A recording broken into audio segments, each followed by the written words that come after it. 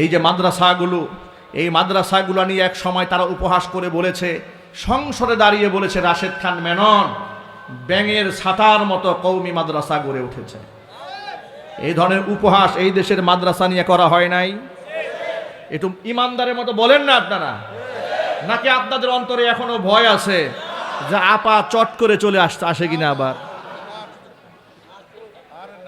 কি ভয় আছে আপনাদের? আরে বাবা, ভয়কে জয় করতে শেখেন।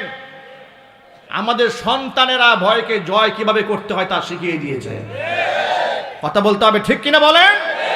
16 বছর মুরব্বীরা চুপসে গিয়েছিল, জুলুম নির্যাতনে সহ্য করতে না পেরে তারা দেয়ালের মধ্যে পিষ্ট হয়ে গিয়েছিল। নিঃশেষ হয়ে যাওয়ার পথে আমাদের সন্তানেরা মাথা উঁচিয়ে বুক ফুলিয়ে আবু সাইদের মতো লোকেরা এইভাবে হাত উত্তোলন করে বুলেটের সামনে দাঁড়িয়ে বুঝিয়ে দিয়েছে এ জাতি ভীরু এবং কাপুরুষের জাতি নয়, তারা সাহসী জাতি।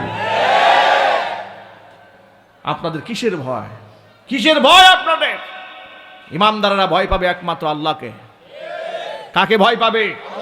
আরো চিল্লায় বলেন। মাদ্রাসাগুলাকে ব্যাঙের ছাতা বলা হয় নাই? বলেন। ব্যাঙের ছাতার মতো মাদ্রাসা গড়ে উঠেছে বলেছে। জঙ্গিবাদের কারখানা বলা হয়েছে। মহিলা মাদ্রাসাগুলোর মধ্যে মেয়েরা হাত মোজা পা মোজা পরে যায়, সহ্য করতে পারে না ওরা বলেছে যে কি যে হয় ভিতরে আল্লাহই জানে। আমাদের মাদ্রাসাগুলোতে যে কি যে হয় এটা আল্লাহ তো ভালো জানে, কিন্তু তোমাদের কারখানার মধ্যে কি হয় এটা শুধু আল্লাহ জানে না, আল্লাহ জানে সাথে সাথে বান্দাও জানে। ঠিক না বলেন? তোমাদের কারখানার মধ্যে যে জিনা ব্যভিচারের সেঞ্চুরি হয় এটা এই দেশের মানুষ জানে। তোমরা যে এক একটা হলের মধ্যে টর্চার সেল বানিয়ে রেখে মানুষদেরকে এই দেশের বান্দারা তা জানে, জানে না? এই মাদ্রাসাগুলোর অবদান হচ্ছে, যদি এই দেশে মাদ্রাসা না থাকতো তাহলে এই সমাজের মানুষ অসভ্য হয়ে যেত। আজকে যতটুকু মানুষ সভ্য আছে এটা দ্বীনি তালিম তরবিয়ত থাকার কারণেই আছে। এখনো পর্যন্ত বাবা মা সন্তানের কাছ থেকে যতটুকু শ্রদ্ধা পায় এটা আলেমদের নসিহতের কারণেই পায়। এখনো পর্যন্ত সমাজে বড়রা ছোটদের কাছ থেকে যতটুকু শ্রদ্ধা পায় আলেমদের বয়ানের কারণেই পায়। এটা যদি বন্ধ হয়ে যায় তাহলে আবার একটা অসভ্য কালচার জমিনের মধ্যে শুরু হবে। আমি সকলের প্রতি আহ্বান জানাই যে সন্তানকে doctor, engineer, lawyer, barrister, professor, আইনজীবী, বুদ্ধিজীবী, কলামিস্ট, সাহিত্যিক যা কিছু বানাতে চান সবার আগে তাদের মূল ফাউন্ডেশন আল্লাহর কোরআন দিয়ে দেন। একটা ছোট্ট বাচ্চাকে মাদ্রাসায় কোরআন শেখাতে খুব সময় লাগে না, 2-3 বছরের মাথায় একটা ছেলে 30 পারা কোরআনের হাফেজ হয়ে যায়। সুবহানাল্লাহ বলেন, আল্লাহু আকবার বলেন। আর এখনকার মাদ্রাসাগুলো তো অনেক অ্যাডভান্স হয়েছে, আলহামদুলিল্লাহ বলেন আলহামদুলিল্লাহ। আমাদের মাদ্রাসার বাচ্চাদের হাতের লেখা দেখে আমি নিজে হতবাক হয়ে যাই। এখন আমিও মাদ্রাসা করেছি আলহামদুলিল্লাহ, জামিয়া মাদানিয়া আরাবিয়া গঠন করেছি। আমি দেখেছি ছোট্ট ছোট্ট বাচ্চারা হাতের লেখা লিখে, ওদের লেখা দেখে আমি হতবাক হয়ে দাঁড়িয়ে যাই। আমার মেয়ে একদিন আমাকে ইংরেজি হাতের লেখা দেখাতে নিয়ে এসছে, আমার মেয়ে, বড় মেয়ে।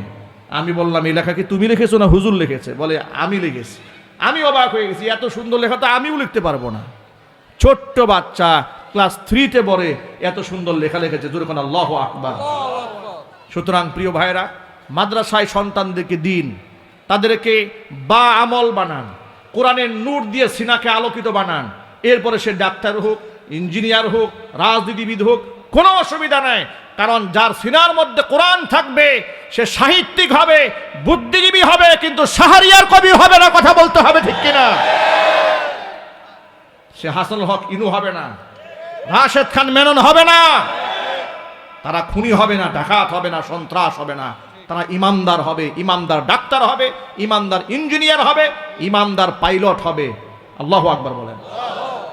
ব্রিটিশদের তৈরি করা আইনে এই দেশে কিয়ামত পর্যন্ত আপনি শান্তি কায়েম করতে পারবেন না। কথা বলেন, এই দেশে আপনি কেমনে শান্তি কায়েম করবেন বলেন? বিনা অপরাধে স্ত্রী মামলা দিয়েছে, নারী নির্যাতনের মামলা, বেচারা 3 মাস তাকে জেল খাটতেই হবে, জামিনের কোনো সুযোগ নাই। এটা যদি সে অপরাধী না হয়ে থাকে এটা কি তার উপর জুলুম নয়? ওই যে ছোট্ট রফিকুল ইসলাম মাদানী গতকালকে বললেন 11 মাস তাকে জেলখানায় নিয়ে আটকায় রাখছে। 11 মাস আটকায় রাখার পদে আদালতে তাকে হাজির করার পরে বিচারক জিজ্ঞেস করছে, হুজুর আপনার অপরাধটা কি বলেন? কয় মাস পরে? 11 মাস বেটা জেল খাটা শেষ। এরপরে জিজ্ঞেস করতেছে যে আপনি আসলে অপরাধ করছেন কিনা বলেন। এই ফাঁক দিয়ে 11 মাস তার জিন্দিগির 12টা বেজে গেছে। কথা বলতে হবে ঠিক কিনা? তাহলে এটা কোনো আইন হতে পারে?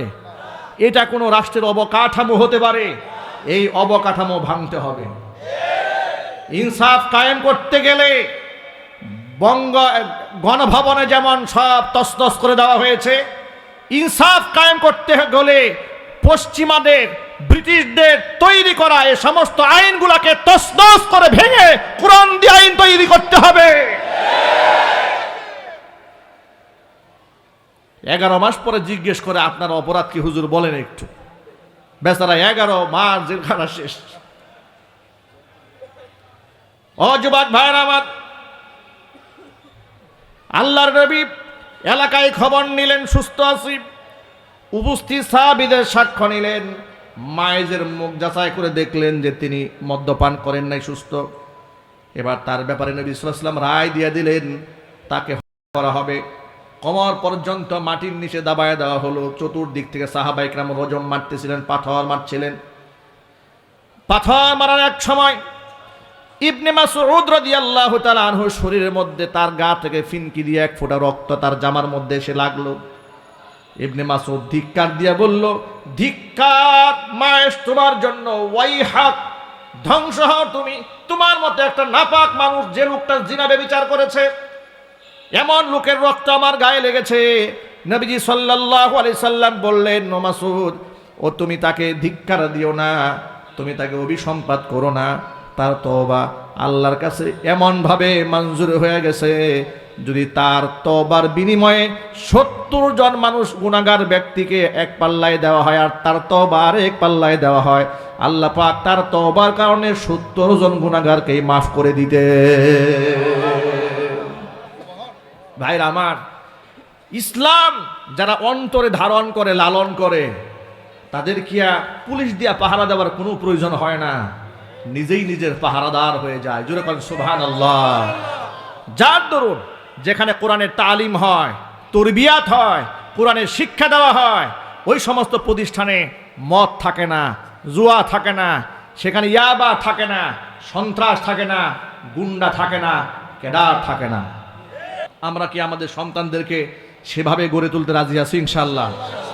আল্লাহ রাব্বুল আলামিন যেন আমাদের সকলকে কবুল করেন, মঞ্জুর করেন। জোরে বলেন আল্লাহুম্মা আমিন।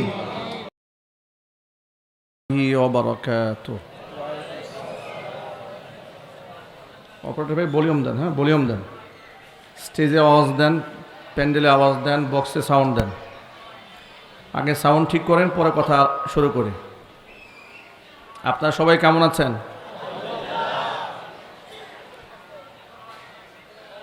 রাস্তাঘাটে এত মানুষের কোলাহল, এত মানুষ এই ছোট্ট মাহফিলকে কেন্দ্র করে যে কি পরিমাণ দোকানপাট বসেছে, একেবারেই খুবই সাধারণ জিনিসপত্র কেনার জন্য অসাধারণ ভিড়। জিনিস খুবই সাধারণ,